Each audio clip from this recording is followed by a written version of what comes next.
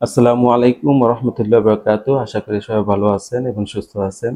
আজকে আমি একটু ঘুমের বিষয় নিয়ে কথা বলতে চাই। যারা আজকাল মানুষ বেশিরভাগ ক্ষেত্রে রাতে ঠিক মতন ঘুমটা পর্যাপ্ত পরিমাণ ঘুমটা আসে না এবং কি অনেক রাত পর্যন্ত জাগনা থাকে, যে এটা যে কত ক্ষতিকর সেই বিষয়টা নিয়ে আমি একটু কথা বলবো। সেটা হলো, যদি আপনি প্রত্যেকদিন যদি 4 ঘন্টা করে ঘুম আসেন, তাহলে আপনার হার্ট অ্যাটাক হওয়ার সম্ভাবনা থাকবে 200% এবং ক্যান্সার হওয়ার সম্ভাবনা থাকবে হলো আপনার 70%। আর আপনি যদি প্রত্যেকদিন 5 ঘন্টা করে ঘুম আসেন, তাহলে আপনার হার্ট অ্যাটাক হওয়ার সম্ভাবনা থাকবে হলো 100%। আর আপনার যে ক্যান্সার হওয়ার সম্ভাবনা থাকবে হলো 40%।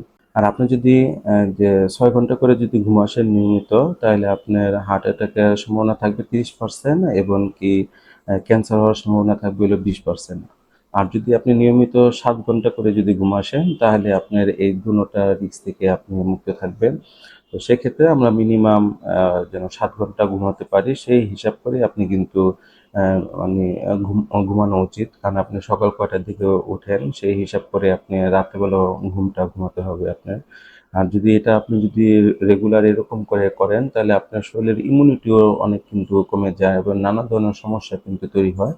সেক্ষেত্রে আমরা নিজেদের ব্যাপারে খুব সচেতন হই। সবাই ভালো থাকবেন, সুস্থ থাকবেন। আল্লাহ হাফেজ।